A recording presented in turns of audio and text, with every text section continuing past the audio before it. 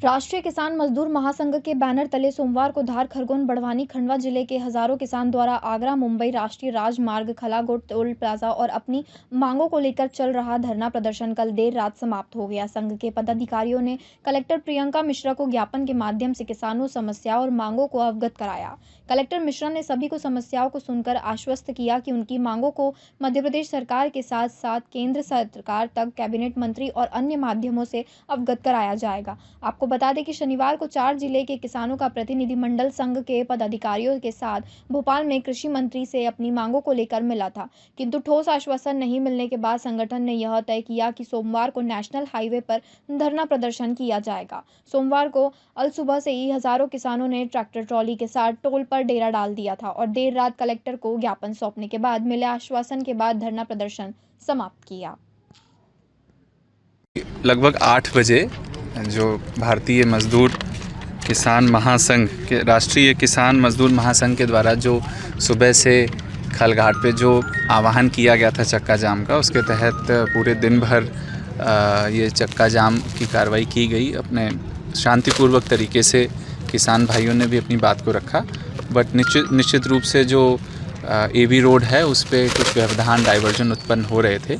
अभी 8 बजे जो है ज्ञापन के माध्यम से संघ के प्रतिनिधियों ने अपनी बात को रखा, शांतिपूर्वक हमारे सामने रखा और माननीय मुख्यमंत्री जी के निर्देशानुसार हम लोगों ने उस ज्ञापन को स्वीकार किया और माननीय मुख्यमंत्री जी के ये भी निर्देश थे कि किसान भाइयों के साथ संवेदनशीलता से उनकी बात को सुना जाए और उनकी जो बातें केंद्र सरकार से संबंधित हैं उनके लिए ये बात रखी गई कि हमारे जो जनप्रतिनिधि हैं, यहाँ की सांसद और राज्यसभा सांसद, उनके माध्यम से एक प्रतिनिधि मंडल जो है वो जाकर के दिल्ली में शांतिपूर्वक अपनी बात को वहाँ रखेंगे।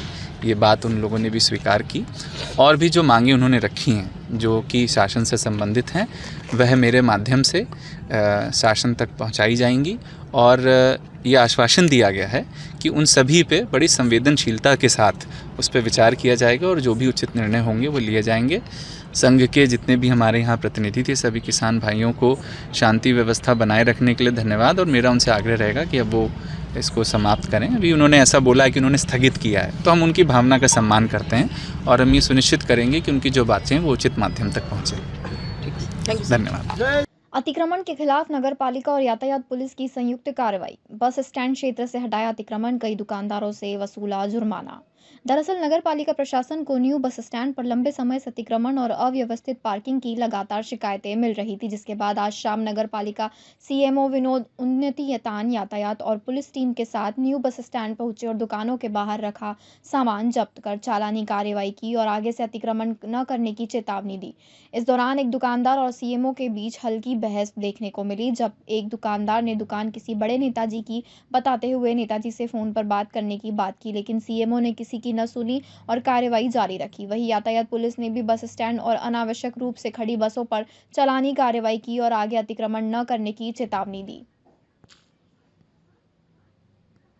ये बस स्टैंड के सामने जो दुकान है नगर पालिका की, इसमें जो दुकानदारों ने 20 फुट का स्थायी अतिक्रमण कर रखा था 3 शेड कर रखे। उसके अलावा 50 फीट तक उन्होंने ये पलंग और तमाम तरह की सामान रख के अस्थायी अतिक्रमण करा है। उसको लेकर पहले भी कई बार समझाइश दी गई लेकिन नहीं माने। तो आज नगर पालिका द्वारा पहले तो बस स्टैंड के अंदर कार्रवाई की गई। जो रूट की बसें नहीं थी उन पे वो खड़ी रहती थी, उन पे चालान किए गए। 2 बस पे चालान भी हुए।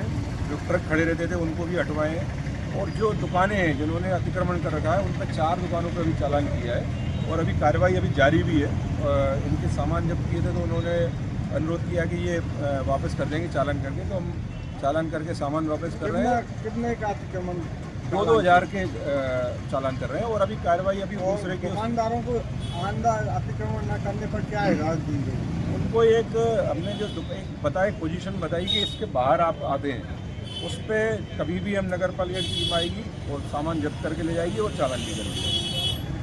शातिर जालसाज अब लोगों को मिलिट्री में नौकरी लगाने के नाम पर ठगने से बाज नहीं आ रहे हैं। सिंगरौली में रहने वाले रिटायर्ड फौजी भूपेंद्र पांडे अपने बेटे निखिल को फौज में नर्सिंग असिस्टेंट की भर्ती करने के लिए लखनऊ लेकर गए थे। बेटा फिजिकल में पास न होने के चलते फौज में सिलेक्ट नहीं हो पाया। लखनऊ में भूपेंद्र को फौजी अफसर की ड्रेस पहने एक शख्स मिला, जिसने खुद को कर्नल SN राव बताया और कहा कि वह ग्वालियर मिलिट्री में ऑफिसर है। उनके बेटे को वह फौज में भर्ती करा देंगे। इसकी एवज में 15 लाख रुपए लगेंगे। भूपेंद्र ने बेटे की खातिर 7.5 लाख रुपए लखनऊ में ही दिए। भूपेंद्र भरोसा करके 17 नवंबर को ग्वालियर आया, जहां कथित अफसर SN राव उनको मुरार के से सेना भर्ती कार्यालय के बाहर मिला, जहां भूपेंद्र से 7.5 लाख रुपए उन्हें दे दिए। इसके बाद दूसरी किश्त के रूप में नए 7.5 लाख रुपए कथित कर्नल के अकाउंट में ऑनलाइन जमा किए। फिर उसने बेटे का ज्वाइनिंग लेटर दे दिया और बेटे को 4 दिसंबर को लखनऊ में ज्वाइन कराने को कहा। बेटे की भर्ती दस्तावेज देने के बाद कथित कर्नल में भूपेंद्र उसके भाई और साले को ग्वालियर में MES में फिटर और इलेक्ट्रीशियन के तौर पर भर्ती कराने का झांसा दिया।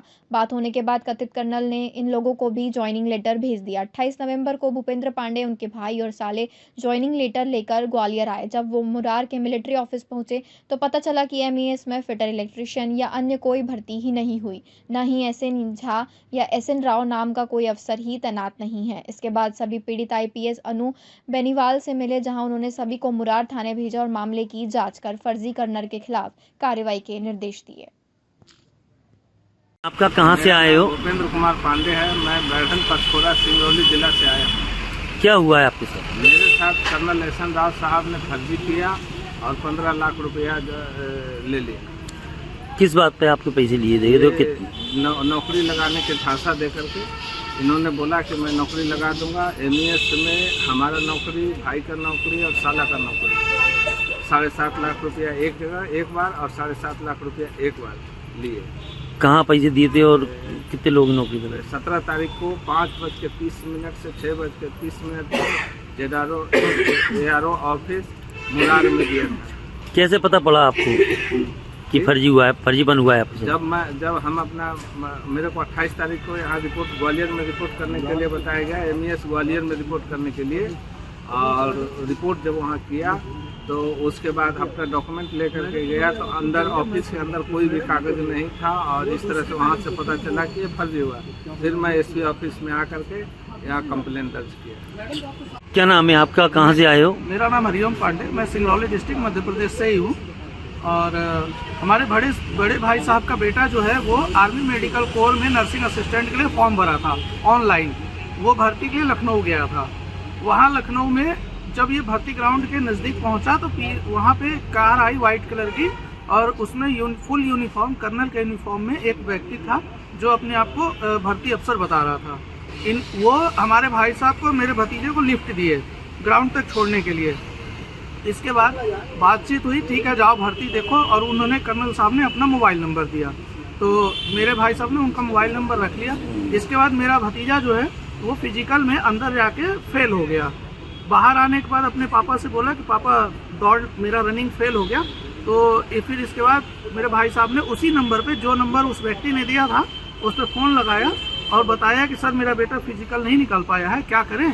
फिर बोला ठीक है मैं आके बात करता हूँ। और वो भर्ती ग्राउंड से, जहाँ सेना की भर्ती चल रही थी, उस ग्राउंड में वो व्यक्ति फुल कर्नल के यूनिफॉर्म में भर्ती ग्राउंड से बाहर आया, गाड़ी में बैठ के, और भैया से बात किया। बोला कि ऐसा है कि तुम ग्वालियर आ जाओ, मैं वहाँ पे भर्ती अधिकारी हूँ, यारो मैं वहाँ भर्ती अफसर हूँ, तो ग्वालियर से मैं इसको भर्ती कर दूँगा, बाकी बातचीत फ़ोन पे करेंगे। और नंबर जो दिया था उस पर लगातार बात होने लगी और बात होते होते ये हुई कि तुम सेना में हो, तुम्हारे दोनों बेटा को मैं नौकरी लगा दूंगा। जो साहब हैं वो बोल रहे हैं कि 2 वैकेंसी है, तो मैं ऐसे व्यक्ति को दूंगा जिसके 2 बेटे हों, 2 फौजी का 2 बेटा हो। तो भाई साहब के 2 बेटे हैं ही, तो दोनों के लिए बात कर लिए।